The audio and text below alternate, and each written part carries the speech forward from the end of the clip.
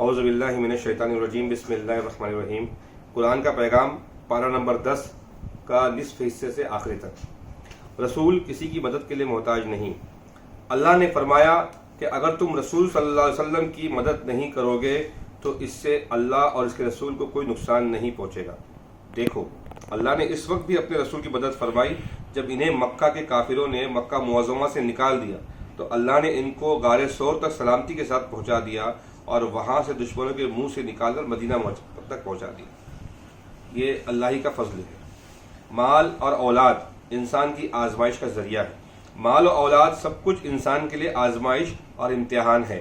اگر مال اللہ کے حکم کے مطابق صحیح جگہ سے کمائے اور صحیح جگہ پر خرچ کرے تو یہ اس کے لیے کامیابی کا ذریعہ بنے گا، اور اگر غلط طریقے سے کمایا یا صحیح طریقے سے کمایا ہے لیکن غلط جگہوں پر خرچ کرے تو یہ دنیا میں بھی مصیبت اور عذاب ہے، اور آخرت میں جو سزا ملے گی وہ اس کے علاوہ ہوگی۔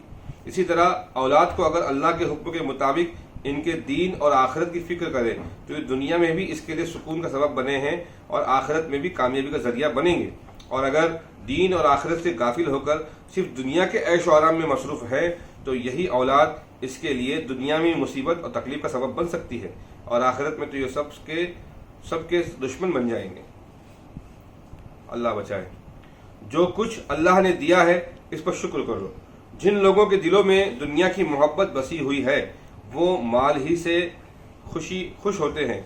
دین و ایمان اور اچھے اعمال اور اللہ کے راستے میں جہاد کرنے سے اور اس بات سے انہیں خوشی نہیں ہوتی کہ اللہ نے ان کو اسلام کی نعمت سے مالا مال کیا ہے، بلکہ دنیا کی محبت کی وجہ سے وہ ہمیشہ مال و دولت کے منتظر رہتے ہیں۔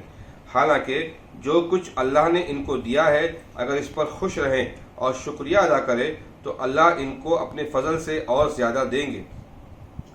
مسلمان کو مسلمان کا دینی دوست ہونا چاہیے۔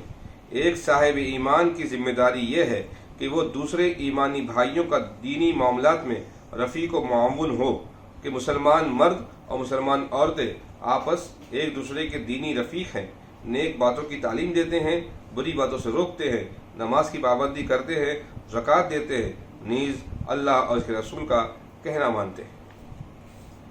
اللہ کو ہر حال میں یاد رکھو۔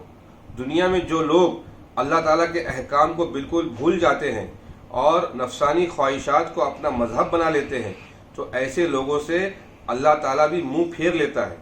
جیسا کہ منافقین نے جب اللہ کی فرما برداری کو بالکل چھوڑ دیا اور اس کے بھیجے ہوئے دین سے بالکل اپنی پیٹھ پھیر لی تو اللہ نے ان کے ساتھ وہ معاملہ کیا جو کہ بھولنے والا کیا کرتا ہے، یعنی اپنے لطف و مہربانی سے ان کو محروم کر دیا اور طرح طرح کی مصیبتیں اور پریشانیاں ان پر ڈال دی۔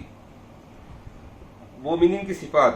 مومنوں کی یہ خاصیت ہے کہ وہ ایک دوسرے کی مدد کرتے ہیں، بھلائیوں کا حکم دیتے ہیں، برائیوں سے روکتے ہیں، نماز قائم کرتے ہیں اور زکوٰۃ دیتے ہیں، اور صرف نماز اور زکوٰۃ پر ہی بس نہیں کرتے بلکہ ہر موقع پر اور ہر معاملے میں اللہ اور اس کے رسول صلی اللہ علیہ وسلم کی اطاعت کرتے ہیں۔ خلاصہ یہ ہے کہ جو لوگ ان تمام خوبیوں کے مالک ہیں وہی آخرت میں اللہ کی رحمت کے مستحق ہوں گے۔ حق طلبی کی سزا۔ دنیا میں مال و دولت کے بہت سے حریص ایسے بھی ہیں جو دل ہی دل میں اللہ سے یہ عہد کرتے ہیں کہ اگر ہمیں دولت حاصل ہو جائے تو ہم اللہ کی راہ میں خرچ کریں گے اور اللہ کے اور اس کے بندوں کے حقوق ادا کریں گے۔ پھر جب اللہ انہیں اپنی نعمتوں سے نوازتا ہے تو خدا سے کیے ہوئے وعدوں کو بھول جاتے ہیں اور کنجوسی کرنے لگتے ہیں۔ اکثر یہ ہوتا ہے کہ لوگ پیسہ نہیں ہوتا ہے جب دل میں خواہش کرتے ہیں کہ فلاں مجھ کو اگر میں پیسے والا ہوتا، اگر میں پیسے والا بن جاؤں گا تو میں مسجد بناؤں گا، میں یہ کروں گا، میں فلاں دینی کام کروں گا، صدقہ کروں گا، خیرات کروں گا، اپنے ماں بہن کا خیال رکھوں گا۔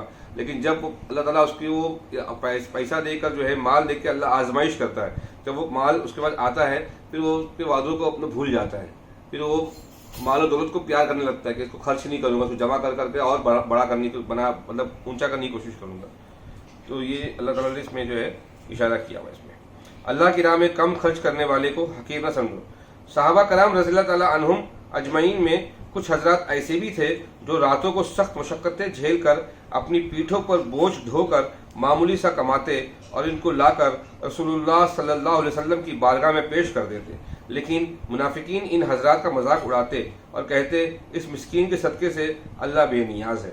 تو اللہ تبارک تعالیٰ نے ان منافقین کو دردناک عذاب کی وعید سنائی. اس لیے اللہ کی راہ میں ایک پیسہ خرچ کرنے والے کو بھی حقیر نہ سمجھنا چاہیے، کیونکہ ہو سکتا ہے کہ اس کا اخلاص لاکھوں روپے خرچ کرنے والے سے بھی زیادہ ہو. جنگ تبوک میں یہ معاملہ پیش آیا تھا کہ جنگ تبوک میں جب اللہ کے رسول صلی اللہ علیہ وسلم نے لوگوں سے کہا کہ جو ہے اللہ کی راہ میں خرچ کرو، تو مشہور واقعہ ہے کہ حضرت عمر نے جو ہے گھر کا آدھا سامان رکھا اور گھر کا آدھا سامان لا کے جو ہے اللہ کے رسول کی خدمت میں پیش کر دیا، اور حضرت ابو بکر صدیق رضی اللہ تعالیٰ عنہ نے جو ہے گھر کا پورا سامان لا کے جو ہے اللہ کے رسول کو پیش کر دیا. اسی درمیان میں ایک صحابی جو تھے وہ معذور صحابی تھے، ایسا واقعہ آتا ہے، ایک معذور صحابی تھے، انہوں نے جو ہے یہودی کے پاس جو ہے رات کو کام کیا، مزدوری کی، اور پانی نکال کر جو ہے وہ کھیتی میں دلوایا اپنی جو ہے کسی طرح سے کوشش کر کے رات بھر، اور اس کے عوض میں ان کو چند کھجوریں ملی. وہ کھجوری لا کے جو ہے اللہ سے پیش کرتے کہ حضور میری طرف سے یہ کھجور ہے. تو منافقین نے اس کا مذاق اڑایا، اور اللہ کے رسول نے اس کھجور کو لے کر جو ہے جو مال اسباب آئے ہوئے تھے ان سب پہ پھیر دیا، اور کہا کہ یہ کھجور آج سب مال پہ بھاری ہے. یہ زیادہ مال دینا وہ بھاری نہیں ہوتا ہے، اخلاص بھاری ہوتا ہے، نیت بھاری ہوتی ہے. تو اس کو ہم کو سمجھنے کی ضرورت ہے. آج یہ قرآن کا 10واں پارہ کا آخری حصہ ختم ہوتا ہے. آئندہ انشاءاللہ کل جو ہے 11واں حصہ شروع ہوگا. السلام علیکم ورحمۃ اللہ وبرکاتہ.